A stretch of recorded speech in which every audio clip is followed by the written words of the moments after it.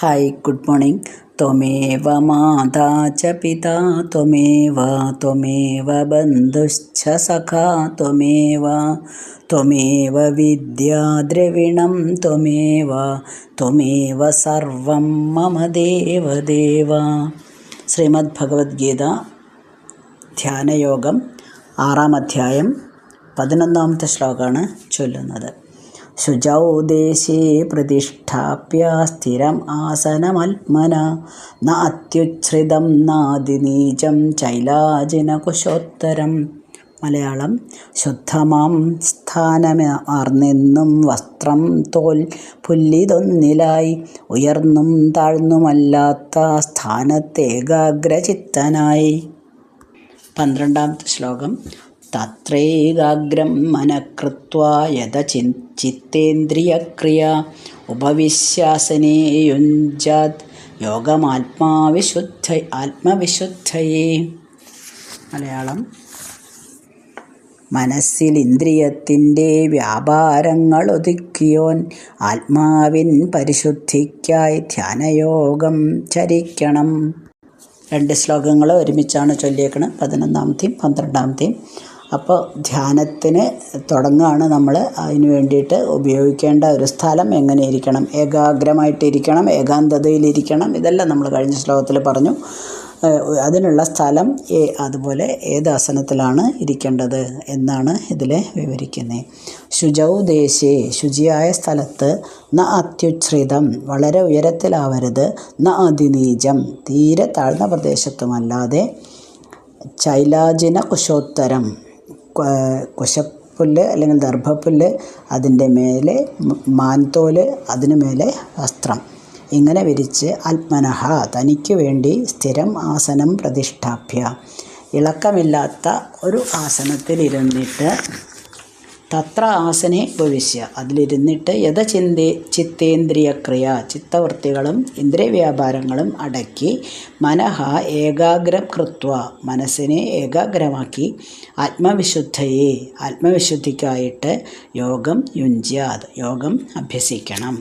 2 ശ്ലോകങ്ങളുടെ അന്വയം ഒരുമിച്ചാണ് പറഞ്ഞിരിക്കുന്നത്. അപ്പം നമ്മുടെ ലക്ഷ്യം ആത്മസാക്ഷാത്കാരമാണ്, ധ്യാനമാണ് അതിനുള്ള ഉപായം. ഇതെല്ലാം വ്യക്തമാക്കി കൊടുത്തു കഴിഞ്ഞു.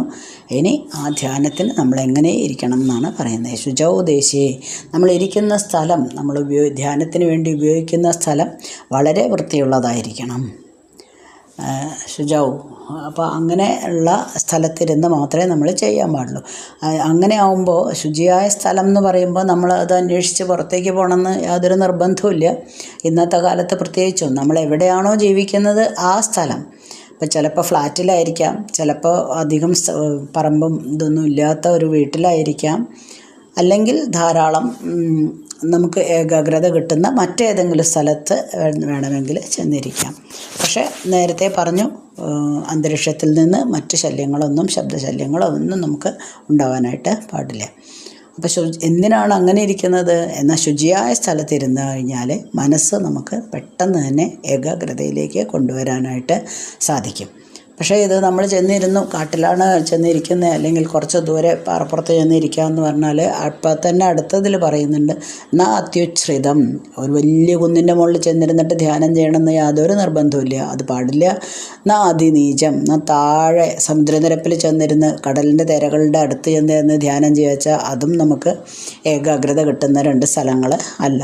അപ്പോൾ വളരെ ഉയർന്ന സ്ഥലങ്ങൾ പാടില്ല, വളരെ താഴ്ന്ന സ്ഥലങ്ങളും പറ്റില്ല. അതൊക്കെ നമുക്ക് ഏകാഗ്രതയ്ക്ക് തടസ്സമായിരിക്കും.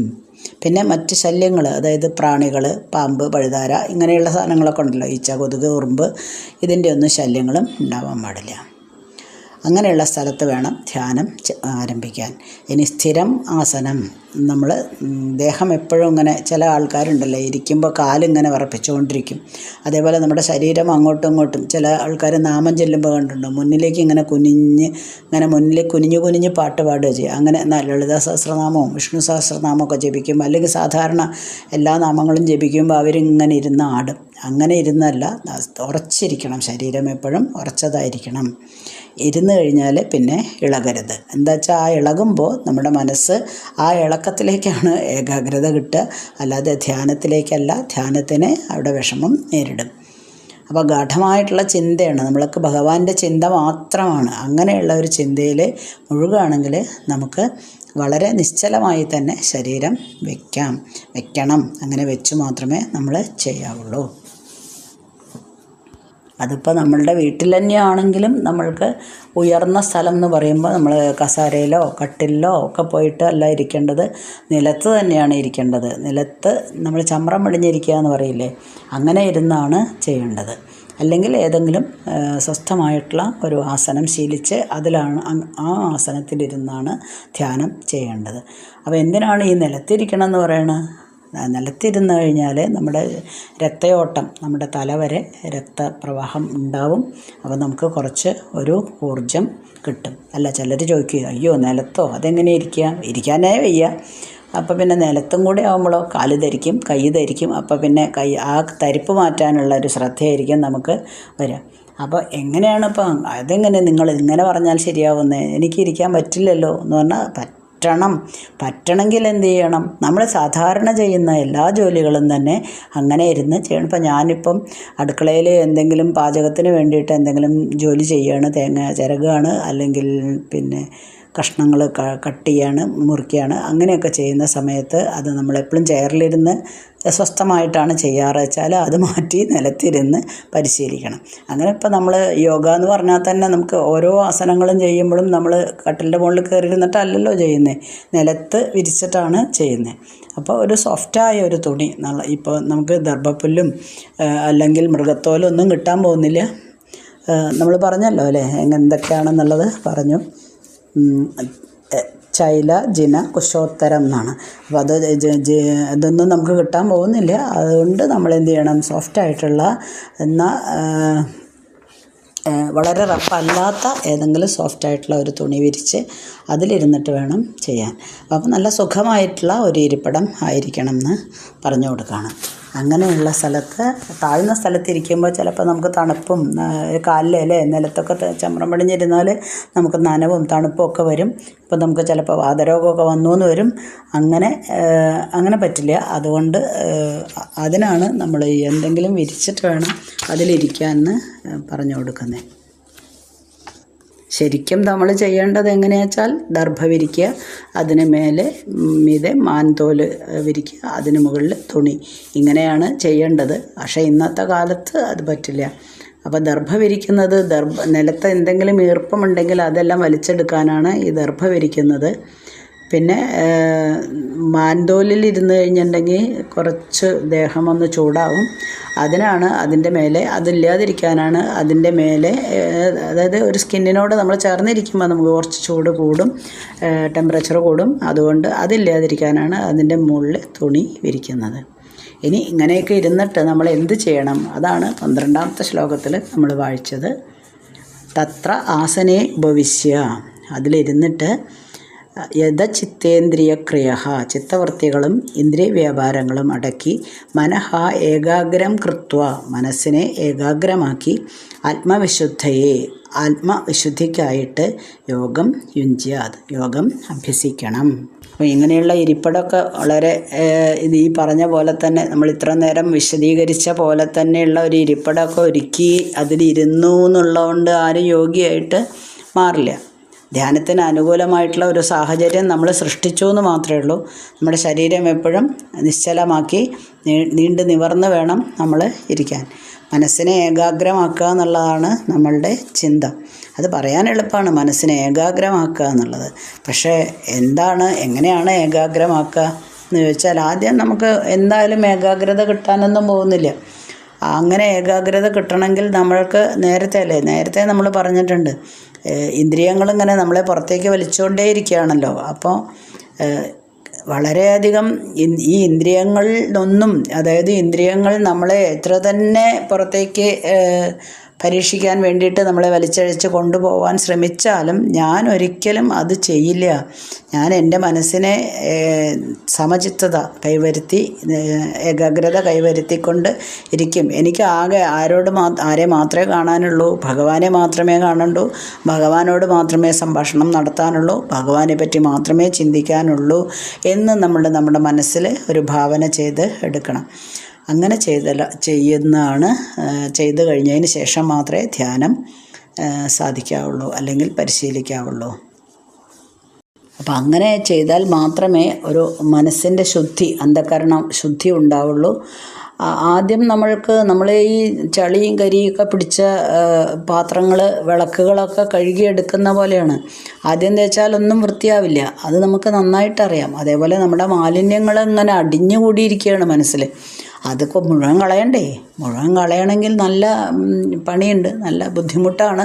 കുറച്ചായിട്ട് മെല്ലെ മെല്ലെ പാത്രം തേച്ച് കഴുകി വെളുപ്പിക്കുന്ന അതേപോലെ തന്നെ, അല്ലെങ്കിൽ വിളക്കുകളും കിണ്ടികൾ, പാത്രങ്ങൾ, പൂജാപാത്രങ്ങളൊക്കെ നമ്മൾ സൂക്ഷിച്ച് നല്ല വൃത്തിയാക്കി എടുക്കുന്ന അതേപോലെ തന്നെ മനസ്സിലുള്ള കരി അല്ലെങ്കിൽ മനസ്സിലുള്ള ആ മാലിന്യങ്ങൾ മെല്ലെ മെല്ലെ മെല്ലെ ചിന്തകൾ വരുന്നതിനെ മുഴുവനും ഒഴിവാക്കി വളരെ സാവധാനത്തിൽ മാത്രമേ നമുക്ക് മുഴുവനായിട്ടും ശുദ്ധീകരിക്കാനായിട്ട് സാധിക്കുള്ളൂ. അപ്പോൾ ഇത് ഞാൻ എന്നെ തന്നെ ശുദ്ധീകരിക്കാൻ വേണ്ടി ചെയ്യുന്ന ഒരു പ്രക്രിയയാണ് ധ്യാനം. അതാണ് നമ്മൾ ആദ്യം തന്നെ മനസ്സിലാക്കേണ്ടത്. അങ്ങനെ നമ്മൾ മനസ്സിനെ കൺട്രോൾ ചെയ്ത് കൊണ്ടുവന്നു കഴിഞ്ഞാൽ ആ മനസ്സിൽ ആ പരമാത്മാവ് ചൈതന്യം മെല്ലെ തെളിയാൻ തുടങ്ങും. അപ്പോൾ അതാണ് തൻ്റെ ജീവന് തൻ്റെ യഥാർത്ഥ രൂപം ആത്മാവ് തന്നെയാണ് എന്ന് ഉള്ള സത്യം മനസ്സിലാവും. അങ്ങനെ നമുക്ക് ആത്മസാക്ഷാത്കാരം നേടാം. ഇതാണ് ഈ 11-ാമത്തെയും 12-ാമത്തെയും ശ്ലോകത്തിലെ ഭഗവാൻ അർജുനനെ ഉപദേശിക്കുന്നത്. ഇപ്പോൾ പഴയകാലത്തെ പുരാണങ്ങളിലൊക്കെ പറഞ്ഞിട്ടുണ്ട്, ഈ ആത്മാവബോധം സൃഷ്ടിക്കാൻ അല്ലെങ്കിൽ നേടിയെടുക്കാനുള്ള ഒരു ഉപായമേ ഉള്ളൂ. അത് ഭഗവാന്റെ നാമോച്ചാരണം മാത്രമാണ്. ഹരേ നാമ ഹരേർനാമ ഹരേർനാമൈവ കേവലം കലൗ നാസ്ത്യേവ ഗതിരന്യഥ എന്നാണ്. ഈ കലഹമാണ് ഇന്നത്തെ ലോകത്ത്, കലഹത്തിൻ്റെയും കാപട്യത്തിൻ്റെയുമായിട്ടുള്ള ഈ ലോകത്ത് ഭഗവാന്റെ തിരുനാമോച്ചാരണം മാത്രമാണ് മോക്ഷത്തിനുള്ള ഒരേ ഒരു മാർഗം. മറ്റ് യാതൊരു വഴിയുമില്ല. നാസ്ത്യേവ യാതൊരു വഴിയും തന്നെ ഇല്ലയെന്ന് ഒന്നും കൂടെ ഉറപ്പിച്ചു കൊടുക്കുകയാണ് അർജുനന്. ഇനി 13-ാമത്തെയും 14-ാമത്തെയും ശ്ലോകം ഒരുമിച്ചാണ് ചൊല്ലുന്നത്.